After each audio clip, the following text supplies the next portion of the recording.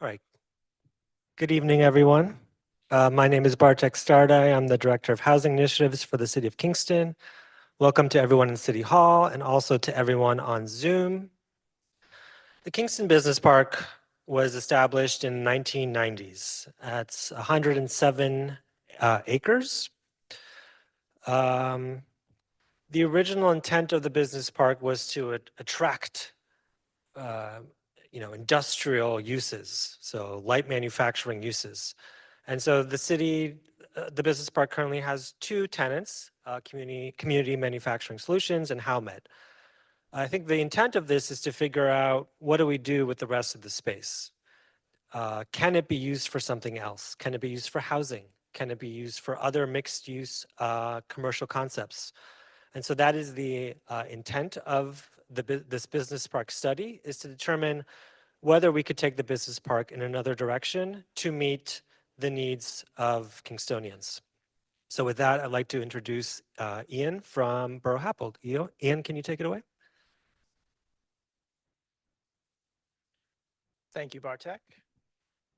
As Bartek mentioned, my name is Ian Nicholson. I'm with a firm called Borough Happold Engineering. I'm with a cities team that does sort of planning, consulting, and infrastructure advisory.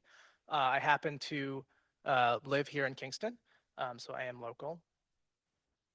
And was excited to lead this study. Just an index of what we're going to cover today. First, we'll give you a little bit more insight into what it is that our scope is, what we're actually doing. And then we'll look at an analysis of the site, talk about some of the ambitions that we've gone through with the city to describe a positive outcome for the site. And then review a few kind of very, very high level conceptual designs that, again, are just kind of illustrating possibilities, not, setting an actual design. So we're at the end of the sort of first phase of this two-phase project. We've basically been focusing on kind of sizing up the opportunities, so doing a site design analysis and a development program analysis with some initial passes at some site planning. In the next phase, sort of November, December into January, we're going to be building on this work that you see here today, developing a bit more detail and pushing on a few more of the sort of feasibility points around mobility, building typologies, possibilities for open space and parks and that sort of thing. Again, today's focus is on the first two tasks, site design analysis and a development program analysis. We are also developing some initial site planning concepts.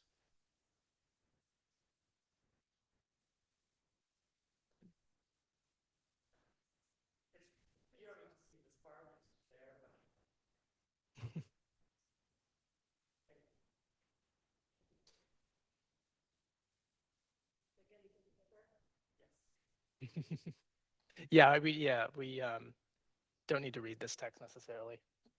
Can we see that okay? I mean, I know these screens are far away.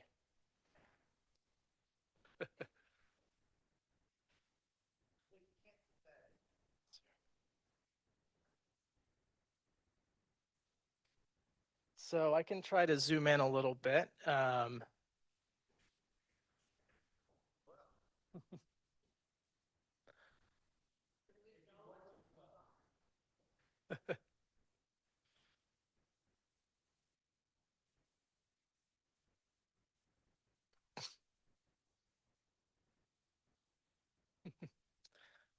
So this is just a site overview. This was a map the city produced from the RFP that we responded to, showing the overall business park, its location within the city, noting in gray the two parcels that are currently occupied by the two manufacturing facilities that Bartek mentioned. And so we're looking at some opportunities within select portions of that gray, but mostly focused on the big yellow area that you see that makes up the remainder of the site. As part of our work, we reviewed the original environmental review and resulting conceptual development plan that you see here. This was the original plan from 1996 that permitted 5 industrial uses on the site, one of which was built sort of as shown, the large Howmet site on the left, and then Community Manufacturing Solutions developed the site in the middle, although at a smaller footprint than we see here. So as a first sort of scoping exercise, we looked at that permitted square footage in the environmental review document of 500,000 square feet.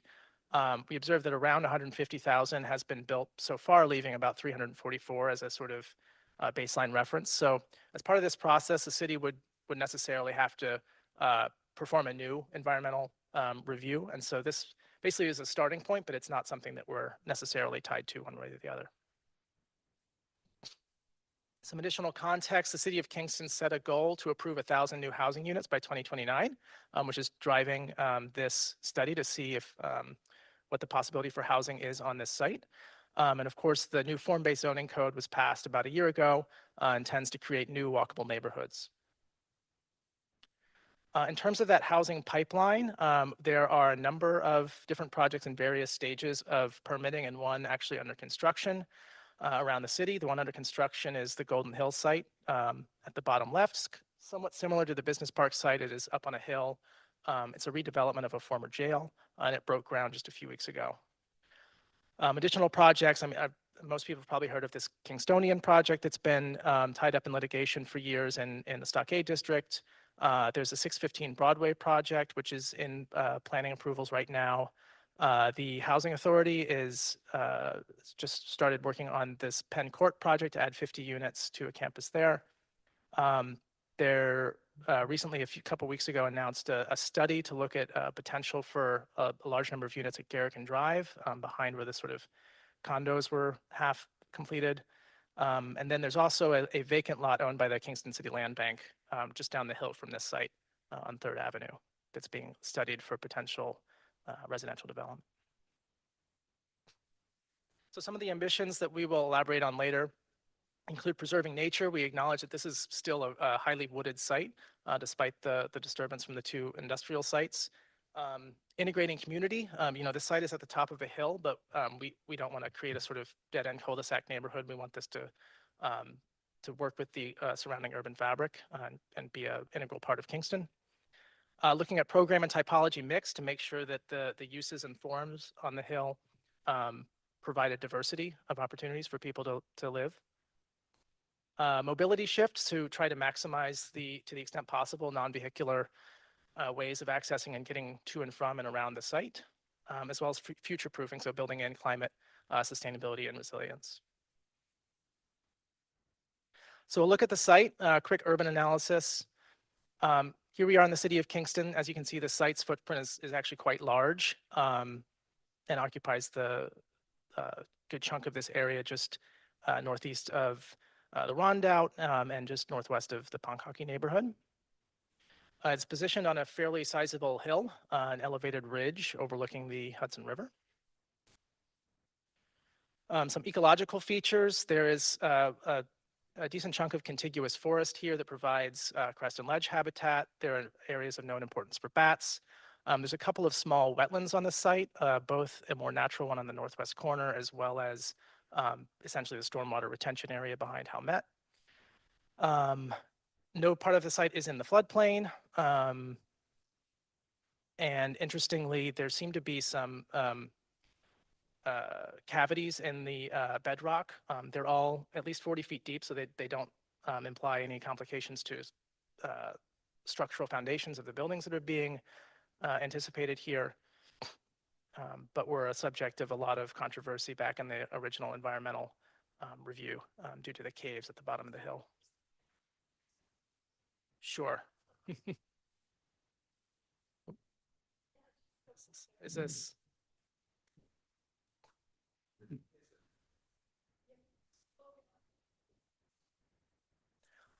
Sure. So some historic and cultural assets in Kingston. Just to understand some context, right next door is the Courts Mansion, which was recently redeveloped by the Hutton Brickyard. company that as a B&B. There's also the Hutton Brickyards itself, which is a venue and hospitality destination. There are the historic districts, of course, the Rondout and Chestnut Street districts, the Uptown and Stockade and Fair Street districts, as well as the new Wilbur Avenue district to the southwest. In terms of roads, the site is fairly close to 9W, going just to the west of the site. The only vehicular connection to the site is on Delaware Avenue, just east of 9W. The Empire State Trail and Kingston Green Line go just to the southwest corner of the site, but not through the site. Some planned trails within the Sojourner Truth State Park do actually abut the site to the north. The UCAT blue line does go right by the southwest corner of the site, and that's the local circulator that goes between Uptown and Rondout and Kingston Point. In terms of the sort of urban fabric, immediately adjacent to the site are sort of small footprint single-family houses and duplexes for the most part.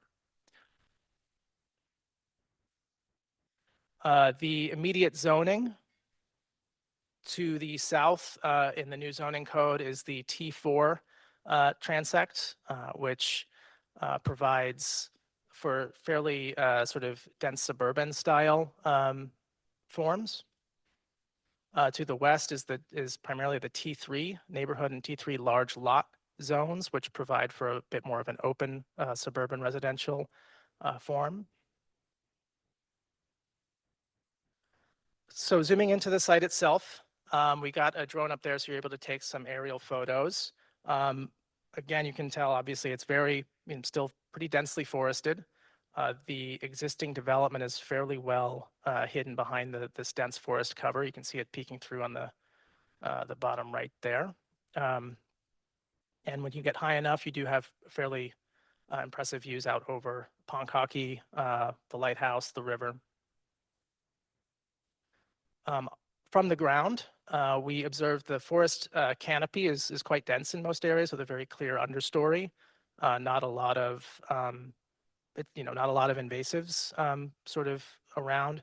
There are some areas of previous disturbance, for instance, where the utility corridor is that do show some, the openings in the canopy lead to some invasive understory plants.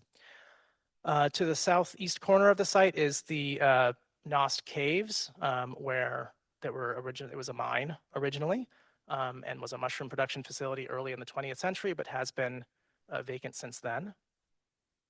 An image of the only vehicular access to the site on the bottom at Delaware Avenue.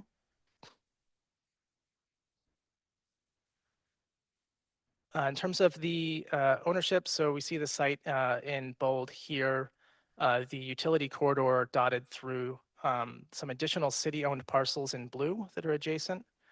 And the two parcels in the middle that are currently the operating manufacturing facilities.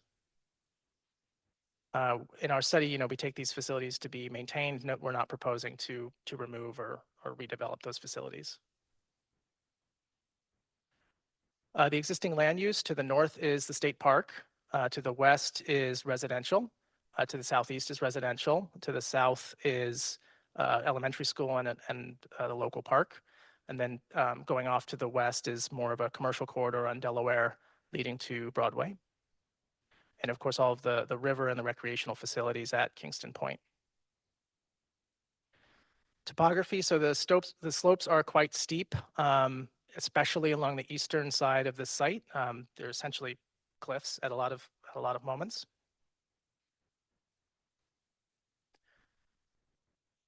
So just sort of summing up in terms of some restrictions, challenges, opportunities. In terms of restrictions and challenges, of course, the slope and the topography is the big one. There's a lot of really steep hills here.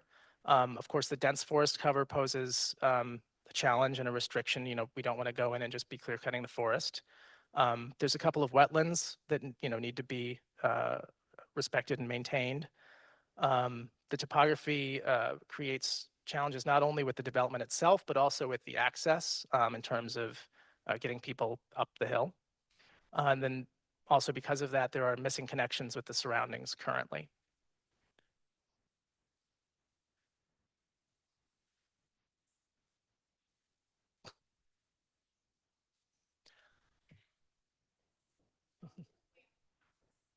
Yes, yes.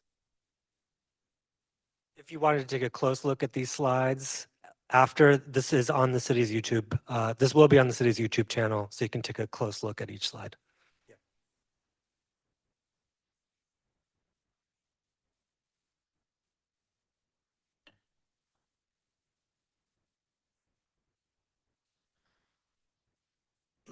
So some strengths and opportunities of the site. There's a lot of space. That's the main thing. There is some existing clearings in the forest. There are some natural plateaus where the topography is a bit flatter. There's a few different areas where there's potential for new site entrances. And there's the new state park to the north, providing a major recreational asset. So just a diagram showing some of those connectivity opportunities. That northern corner where it connects to the state park is very promising as a location to create a pedestrian or bike connection, as well as a vehicular connection out to the north. The Kingston City Land Bank site is right at the bottom of the hill. So if there was a possibility of creating a connection there, that would be positive. 9W, the potential redesign for 9W is also creates some big opportunities to connect the site more fully with the city. In terms of parking, just looking at it from a first pass, the potential extension of Corporate Drive out to the north, which is in the original master plan, that provides for up to 100 parking spaces, just on-street parking spaces. There's 250 existing parking spaces at the Howmet site, many of which are underutilized and offers the opportunity for a shared parking arrangement, given that the Howmet use is during the day, during the work hours, and potential residential use would be would be primarily at night. And then along the existing Corporate Drive, there's the opportunity for another sort of 120 spaces of on-street parking. So without any new lots or garages, we're looking at a possible parking count of 470 to help mitigate any parking need for the new development. Just taking an initial first look at some potential non-residential uses. We think that the strongest uses would be something like a daycare or preschool or a dentist or physician. There's a large demand for those uses and not a lot of supply. And these are uses where people are happy to, they're destination uses where people are happy to go out of their way to use them. Unlike, say, like a coffee shop or retail that relies much more on traffic, which we don't anticipate seeing at the top of this hill. So some other potential uses we see, again, destination food and beverage or a restaurant is possible, but we see that this market is quite saturated, so we wouldn't put this forward as the first use.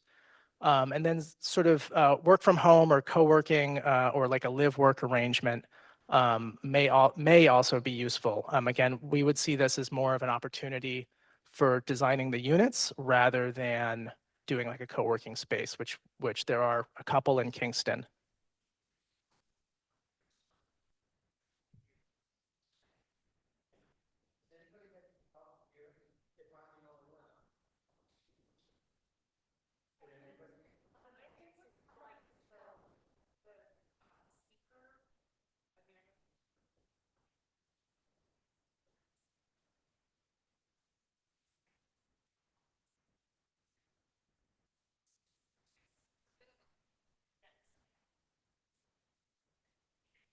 Yeah, the issue is that there's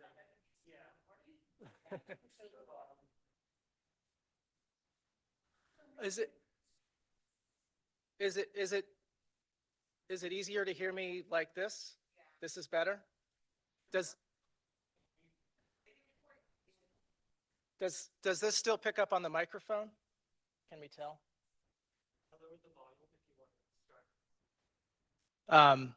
Can okay.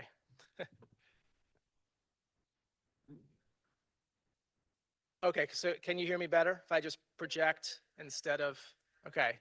I hope the Zoom can still hear me. Okay. The question about neighborhood serving retail. It's possible. Neighborhood serving retail is possible. I think the issue with that is that there's not, we'll get to the layouts later, but we don't foresee the kind of density necessary to support a business at the top of the hill. And because it's at the top of a very big hill, it would be, we wouldn't see a lot of people going up there in the course of their day. And so any commercial use at the top of that hill would have to be, from an economics perspective, to be sustainable, would have to be something that is a destination use, which, you know, a daycare, a dentist, a physician, all of these are uses that are destination uses. But like a cafe or a deli or something like that would be very reliant on the residents and the workers at the top of the hill, and it would just be a very difficult business model. We haven't gotten there specifically, but we noted that there's about 340,000 unbuilt square feet in the existing environmental review. In the environmental review, that's industrial, but if we just basically switch that to residential, that would translate to about 340 units, potentially more or less depending on the average space per unit, but that's about, you know, 400 to 600 people depending on the size of the units.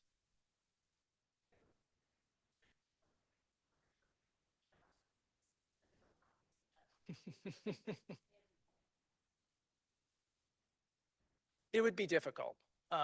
For sustainable business, you need a lot of natural traffic to augment any kind of local daily users.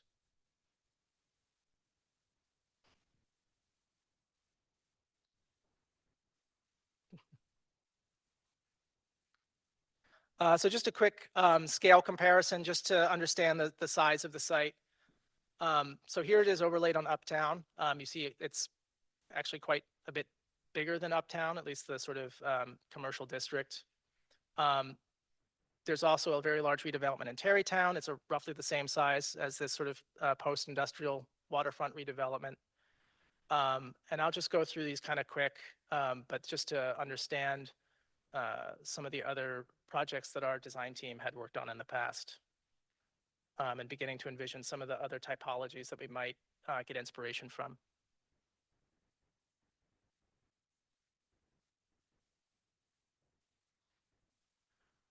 So going through some ambitions of what we kind of have in mind as we look to sketch out what's possible on this site.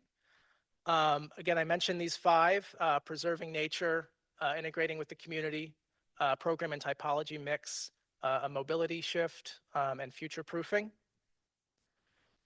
So the first one, the preserving nature. So, you know, what if the site becomes a benchmark of co-living with nature?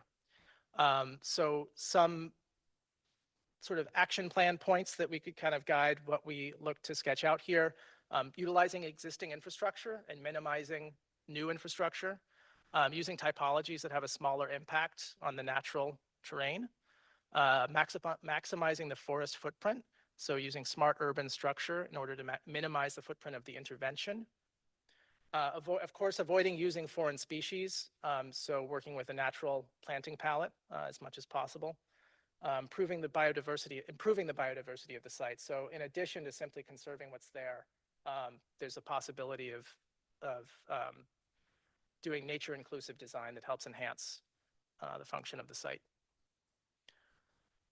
So what if we could create a vivid and diverse community? So integrating community, some things that we might do along these lines, creating gathering spaces for many types of users, creating accessible public and private space for any type of user, focusing on child-friendly design, so buildings and public spaces designed with safety, accessibility, and usability in mind.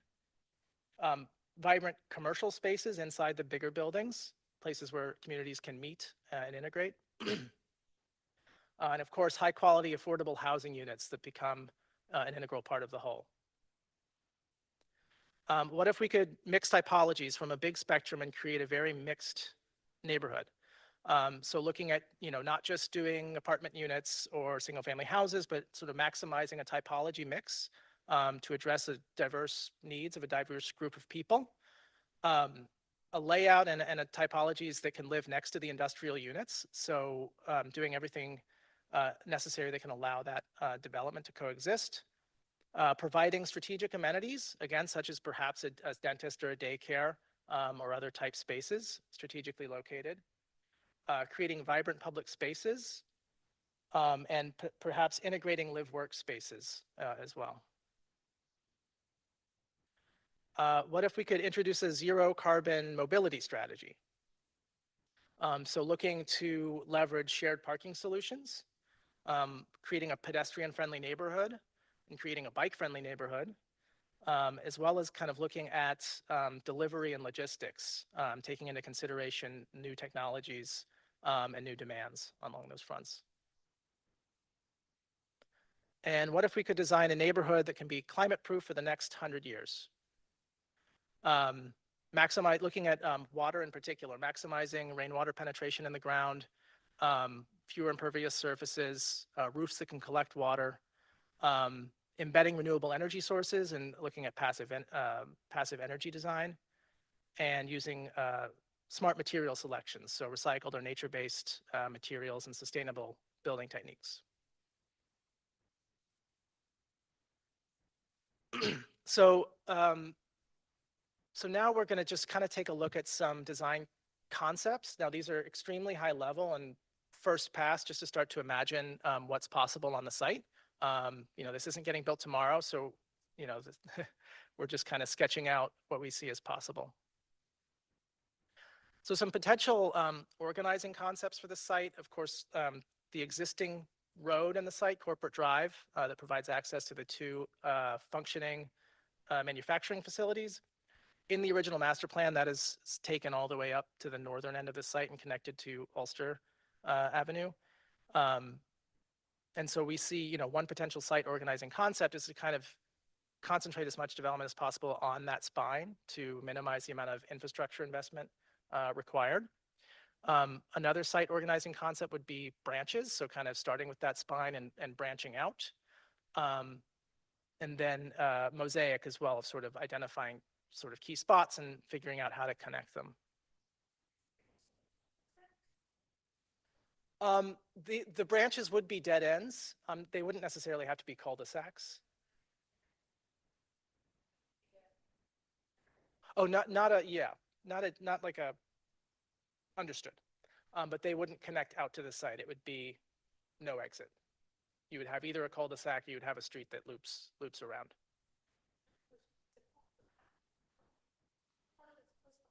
Is it Ulster Street? Ulster Street.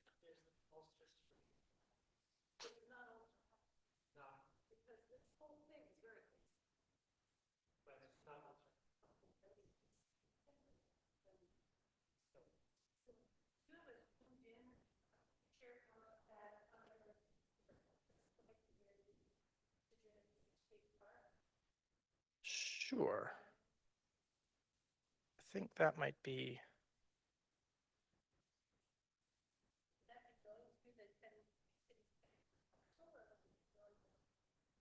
There is a Central Hudson parcel right where this sort of pink circle is. That's the only impediment between the city's land here and Ulster Street. This exit was envisioned in the original master plan and was just never built out because they didn't build out the parcels on this side of the site. Whoops. This is everything we're doing is a first pass, and we've just spent a couple weeks. So we're suggesting that there's a lot of opportunity at that spot. There are trails sketched into the Sojourner Truth Master Plan that come to this spot and meet Ulster Street, and we're suggesting that's a really good opportunity to connect Sojourner Truth State Park through this site to Ponkhockey and to the school and to Rondout, as well as to the avenues. Which one? The red line? Most of this, half of this red line is the existing corporate drive. And then the rest of it follows one of the more topographically friendly spots kind of around a mini ridge over here and down the hill here. And it correlates to where the drive is shown in the original master plan. Question I had is who would develop this project? Would this be something that the city would look to do, or would it be looking to partner with a nonprofit or private entity? Like, who would be the main developer of such a thing? Would it be more incremental or like kind of at one time? What are you thinking? Yeah, we get to this a little bit towards the end, but I can answer in brief. The land is currently owned by the Kingston Local Development Corporation. And so the KLDC would have to go out most likely and find a development partner or multiple development partners. And because of the size of the site, I would imagine it would, be done in phases. If the KLDC decides to move forward. Thank you.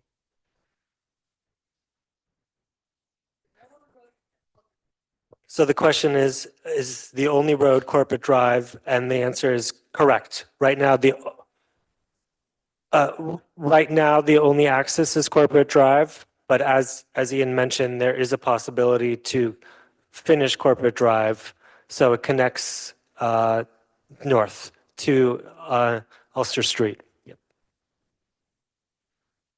And in our study, we see that as the only really viable additional vehicular access point.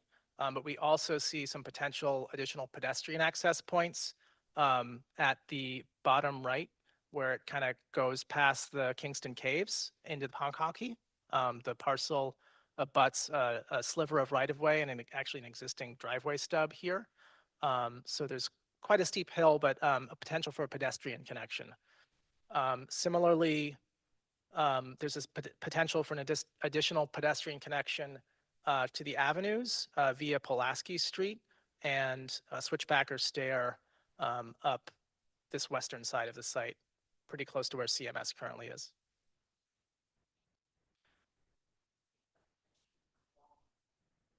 Mm-hmm.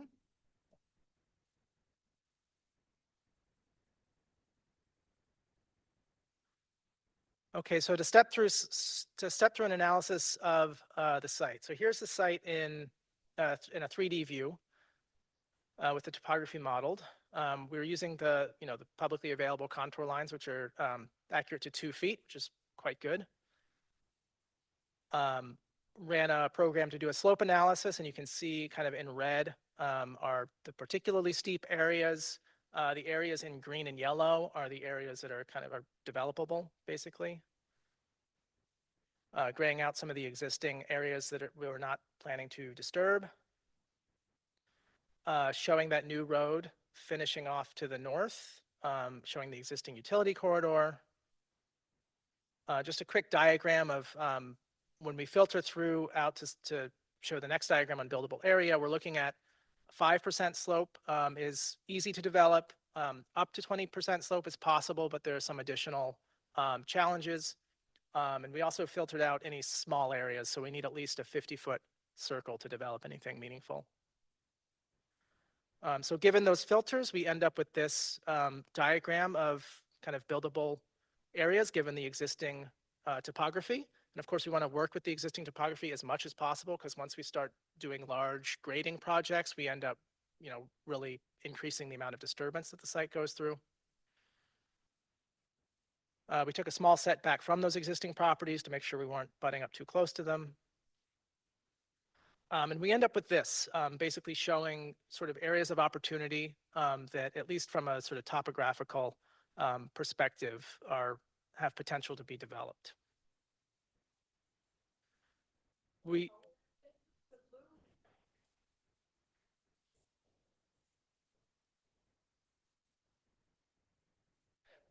The blue is the area that is developable, that is a buildable area. So dark blue is the flattest and the ideal. The light blue is a little bit steeper, but still workable.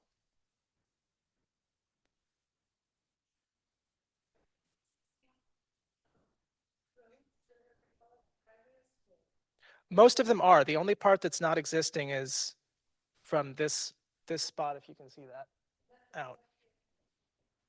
Yeah, this would be a potential pedestrian connection off to the left, and then the road would sort of be completed out to Ulster Street up here. 10 acres. Oh, it's over here. If you're referring to the extra parcel, it's kind of in the middle of the park, mostly the park's land.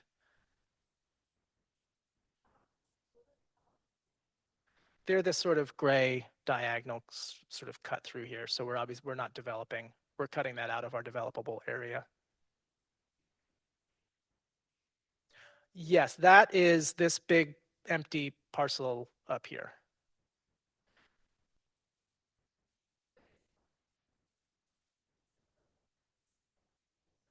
No, the land bank site is a different site that isn't under. Yeah, just to clarify, the question is there a land trust site nearby or on this property? The answer is no. What Ian was referring to was a land bank, a property that the land bank owns on 3rd Avenue, completely separate from this site, but it is nearby this site. So that's why Ian mentioned it.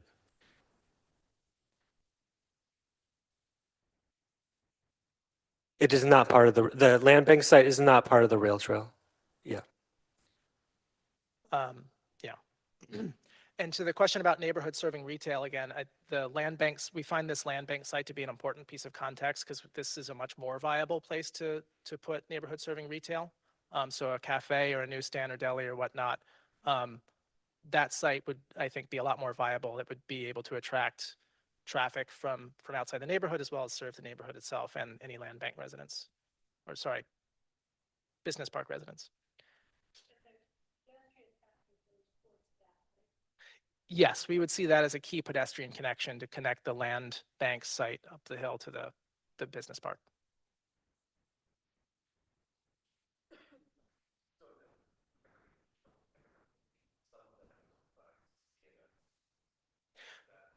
Yes. The question was that some of the blue area shown is owned by CMS. And that is correct. We posed that question because that parcel was sized for a much bigger development and a good chunk of it is left undeveloped. Do you want to? Yeah. So the intention of the study, we're leaving the existing tenants alone, right? More or less. But we are showing, we did do this site analysis. And so then, yes, a lot of the CMS property left undeveloped is quite developable, right? Because it's flat in the scheme of things. Yeah, so I think part of this area is part of the CMS parcel, and it's one of the larger flat areas on the site, and of course, right next to the existing disturbance and infrastructure. So it's one of the most attractive spots to be able to do a first phase or what have you. Obviously, provided that a deal with CMS is worked out where the land is sold or transferred or what have you. And looking at our buildable areas, we also kind of propose that the east side of the site generally be preserved as forests. Various reasons for this. Habitat connectivity being a big one. The undisturbed, there's a lot of undisturbed forest on this east side that does connect from the state park to the north to the park to the south and the Rondout Creek. It's also the area with the most cliffs, and there's some sinkholes as well. There's also the view shed from the Hudson River view shed. So this is the slope that faces the Hudson River. So any disturbance on this slope would be a lot more sensitive.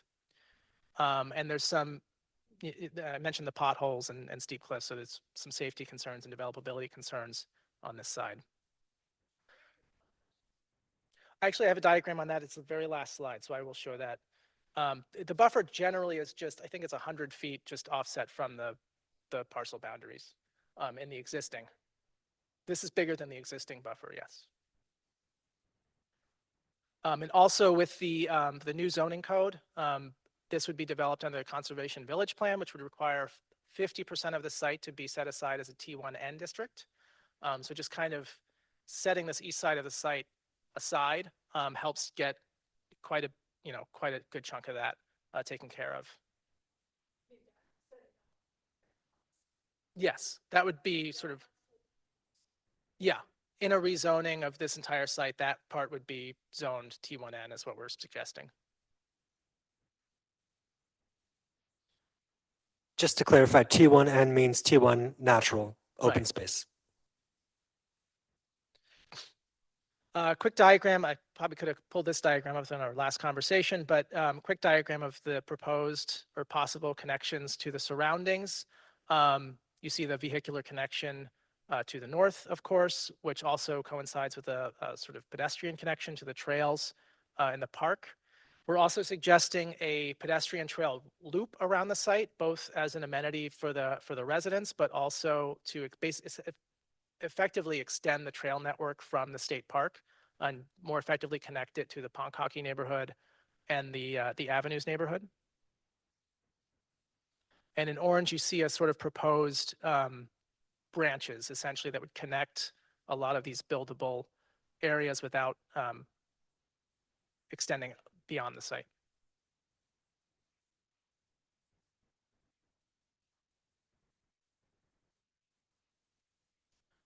Just highlighting we flagged that area that's existing CMS parcel as one of the flattest, biggest parcels, and also probably the best location if there's any commercial or other non-residential uses. That's likely the most sensible anchor point for it.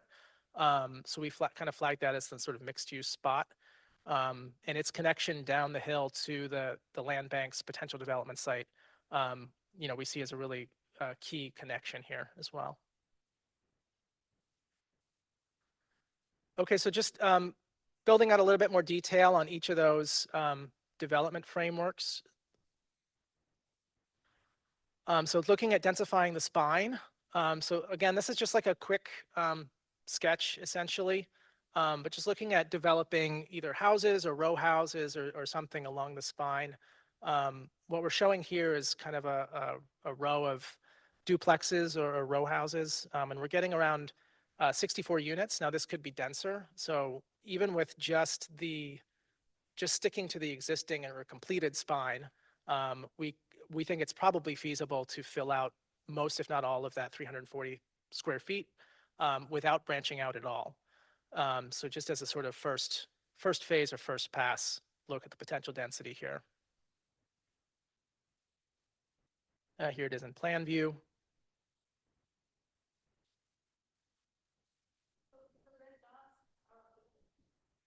Yes, the red dots are potential buildings, yes.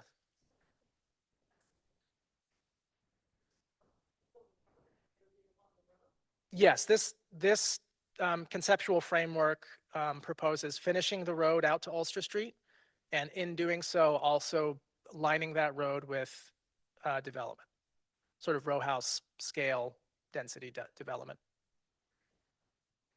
Most likely street parking, potentially some individual driveways or small lots.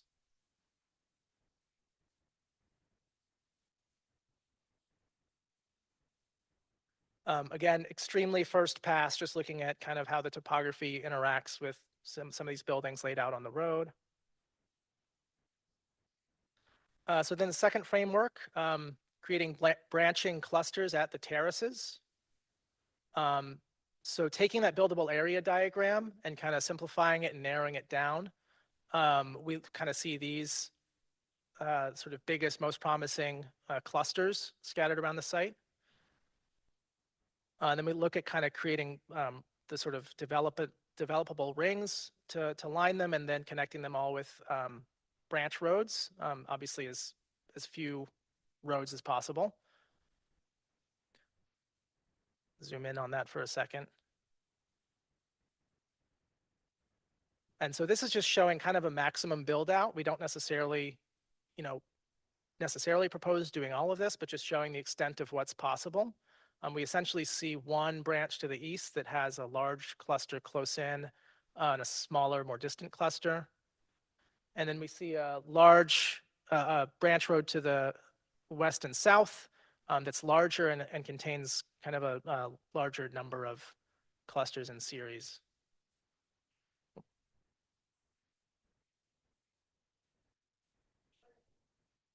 You mean connect?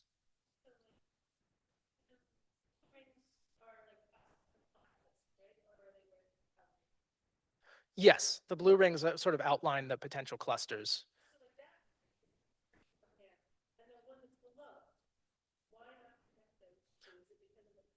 Yeah, that's the very steep cliff right there.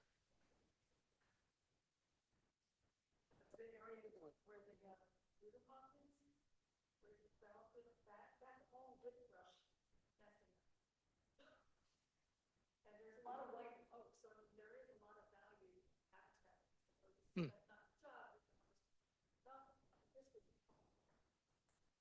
Well, I guess I'd say the comment for those online is that this would fragment the air, basically the area up, and so I guess what Ian is presenting is different development frameworks that could happen, right? And so this is just one of those frameworks.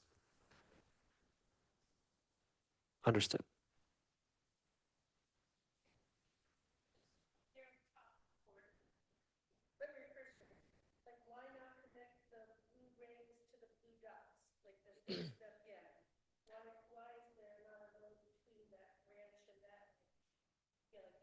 So yeah, for that one, it would be more possible. There is a bit of a grade here and the road might have to do a switchback. But that one is within the realm of possibility. So again, this is like a first pass, just sketch of what could be laid out here. This isn't necessarily a thought through design. Yeah.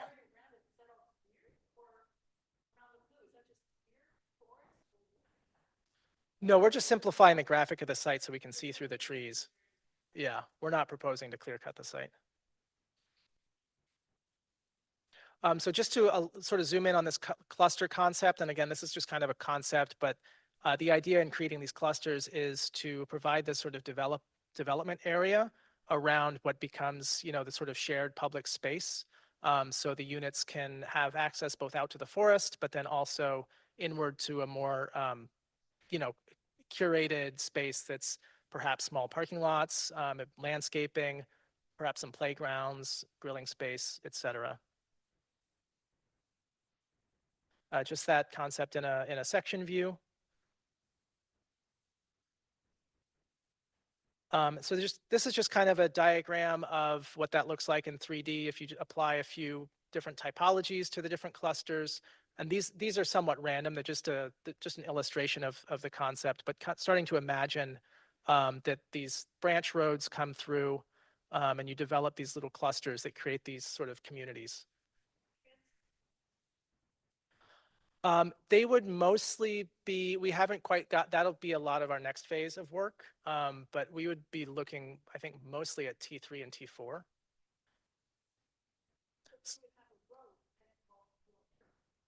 Correct, and that's what's in the sort of, in this maximum development scenario, there's a lot of road. I mean, it's 2 branch roads and there's like a little nub road down here. We try to avoid having a lot of different roads, creating a lot of intersections and complication, but your point about fragmentation is well taken. I think we want to minimize that, and that's part of the idea of.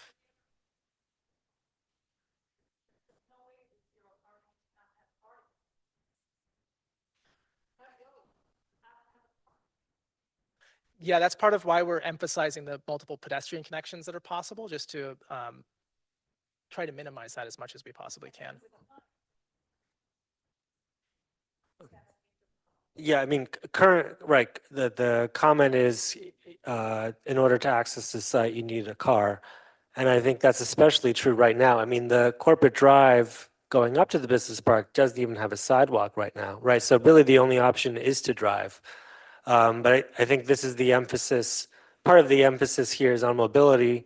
So making new connections to the surrounding neighborhood, making new pedestrian connections where possible, to open up, different mobility options so it's not just car.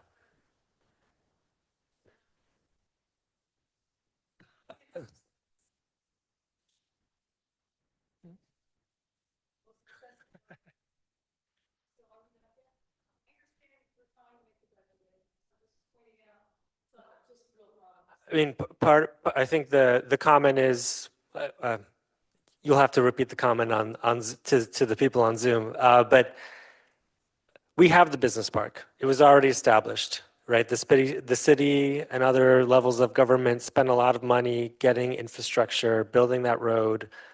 And now, it's mostly underutilized. So the intent of this is to figure out, is it worth looking at different, programs, looking at housing, see how we can make better use of the business park.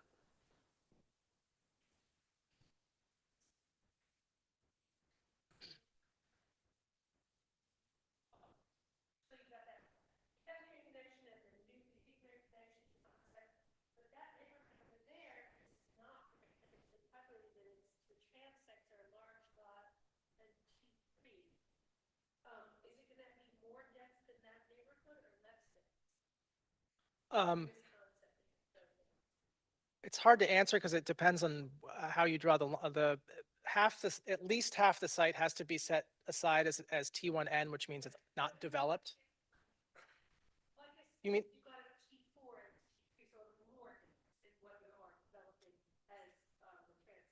If you're looking immediately at the housing typologies, the concept would be it would be more dense than a suburban large lot arrangement, exactly to minimize the amount of site disturbance that we have to do to get meaningful units on the hill.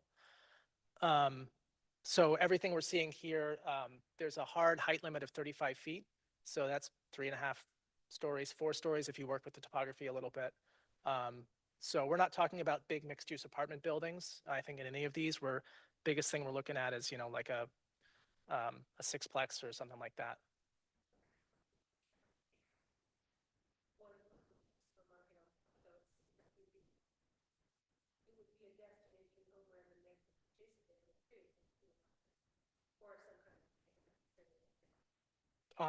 On our site? Oh, sorry, if you're going to be saying a lot, Oh, you should thanks. talk about it. So you're talking about putting, the idea would be to hope that maybe, for instance, the Kingston Land Bank's property might become a source for food. Like a grocery store Or or a a daily deli or neighborhood something. serving business, yeah. Yeah, Or we maybe think- a corner store even. Yeah, we think a business would be more viable on the land bank site. Because there's more, that neighborhood over there is because there's more per acre Because it's not at the top of or more of a hill. connectivity. Yeah. More connectivity? Yes. Thank you.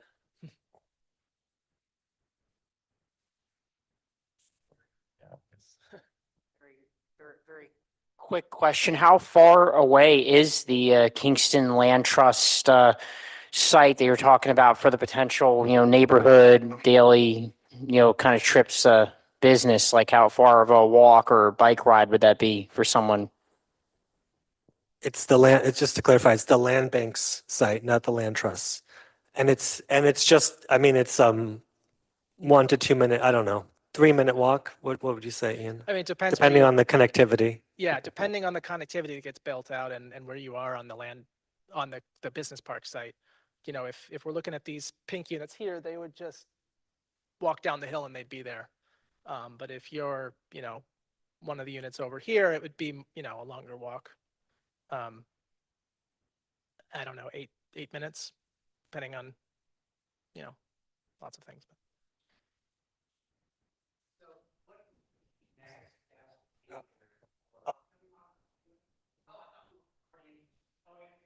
We're we're almost through. So this, again, just a quick visualization of what one of these clusters kind of looks like. Just again, massing. The buildings are not as tall as the trees. We're creating a sort of nice community scaled space sort of in the middle here. Another version where just the typologies are more mixed. So we see different typologies within each cluster. Again, this is just starting to visualize what these might look like.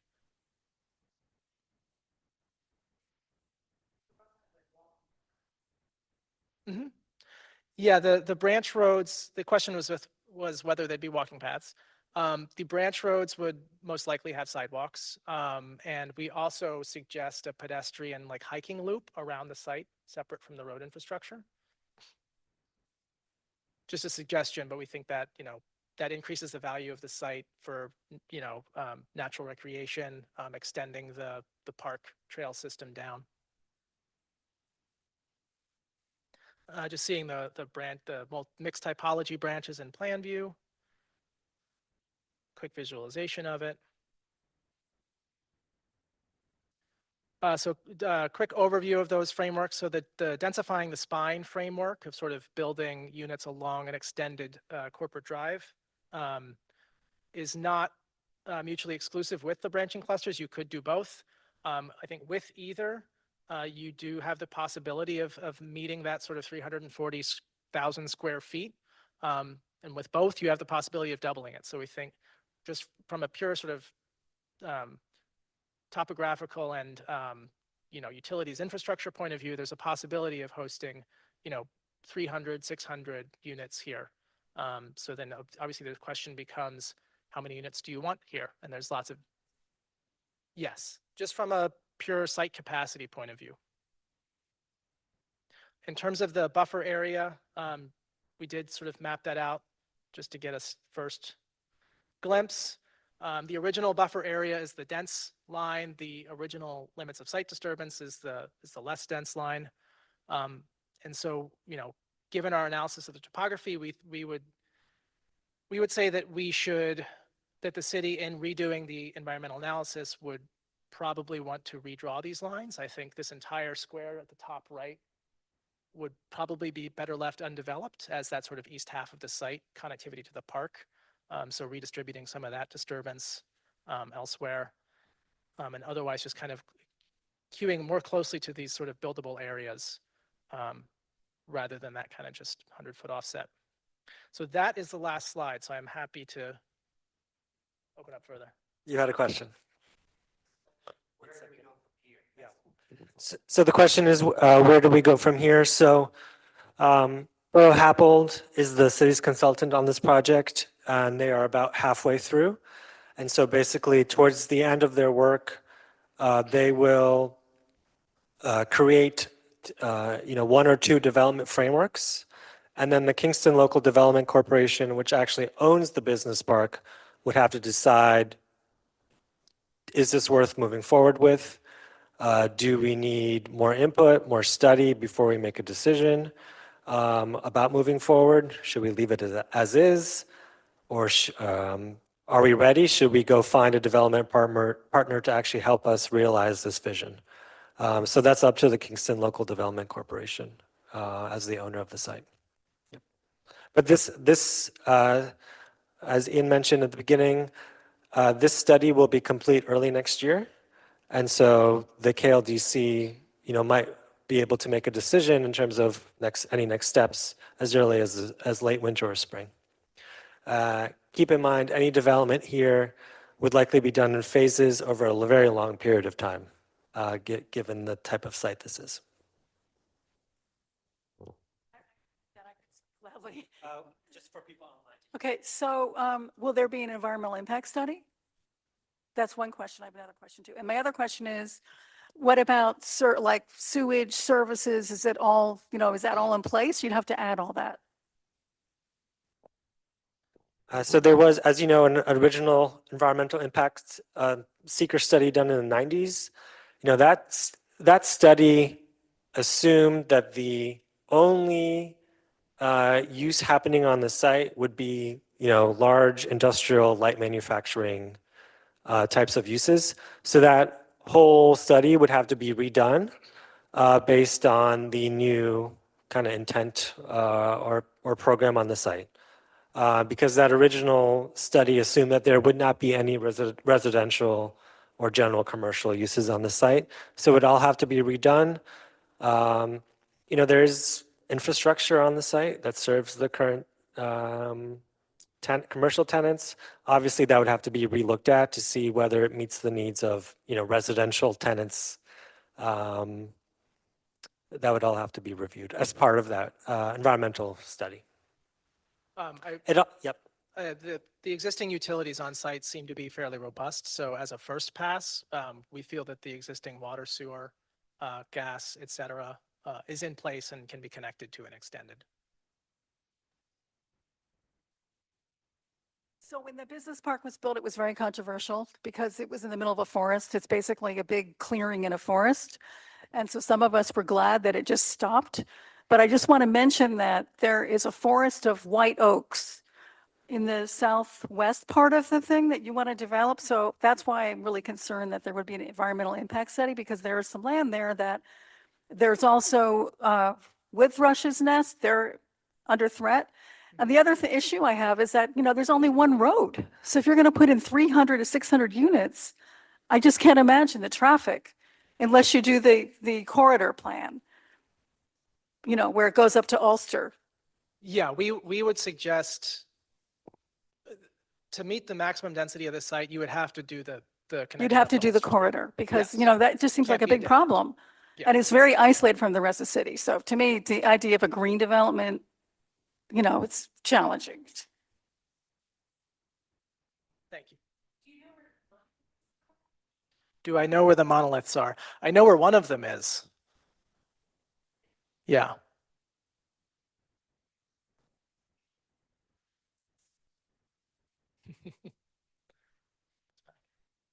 And I just want to say, for anyone on Zoom that has any questions, you can use the chat feature, please. Any other questions from our audience? Yes.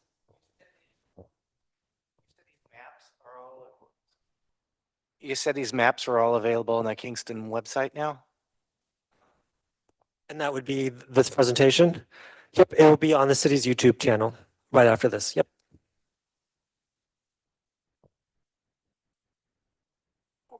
In the code, can you get more height if you do something like low-income housing? Yes, in the code, there are density bonuses for additional affordable housing. If you get to 20% affordable housing, there are density bonuses in terms of height. However, on this particular site, there might be what Ian mentioned, there might be other controls, given that the original environmental impact statement set a very clear height limit so as not to disturb the view corridor from the Hudson River. So that would probably be the control and not the zoning code per se.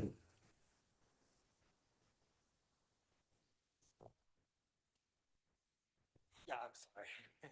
Can you clarify the amount of lettage that you'll have next to existing properties around the site? Is there going to be some kind of like lettage or any kind of, like how close would you build? Yeah, buffer. I think just because of the topography, we can't actually get very close to the parcel lines of the business park site. I mean, what you see, well, you can see the maps in detail. Oops. Sorry. Do you live right on that corner? Is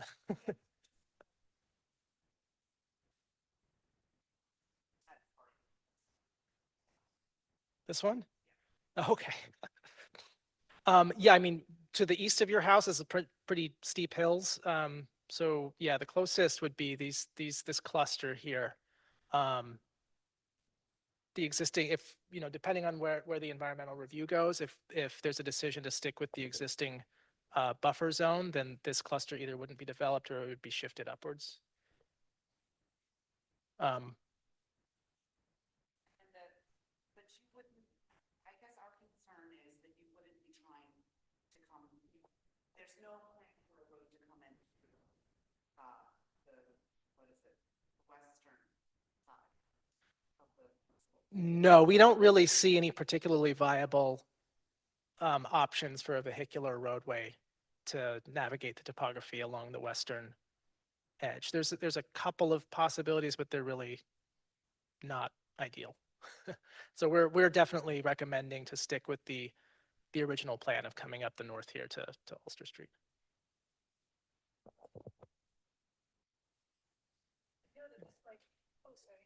I know this might be the future discussion by the, what's the agency called? The KLDC. But is there any idea of how, do I understand correctly that one of the businesses rents and one of them owns? Yes, that's right. Howmet has a ground lease Hmm. on their site, and CMS owns their parcel. Is there any idea of how the housing would work? I mean, would there be subdivisions that could be sold separately, so somebody would own their house within that? So I think you're asking whether there would be some for sale and also for some rental housing, like what that mix would be? Is that right? Yeah. Okay. Because there could be different arrangements, like maybe it's a cooperative or a Yeah. condominiums, or maybe they're just you own your parcel. Or maybe it's a big rental community. Yeah. And then, would there be an effort to keep it open and let other people in and avoid the gated community possibility? Yeah, I mean, in terms of like the ownership structure and how they get developed, that's definitely like a next steps and thing, and figuring, doing an RFP for developers and figuring out what kind of approach makes sense. In terms of, yeah, gated community kind of issues, I think we would definitely look to avoid, any of that. So I wouldn't see, like, this cluster idea is just an idea. If we did this idea, there certainly wouldn't be, like gates at each cluster or anything like that. Literal or symbolic, for that matter. Yeah, and I imagine speaking just to the city's efforts around housing, right? Generally, we try and do mixed income, right? A mix of different types of uses, a mix of different types of housing available, and so the intent would carry over to this site as well.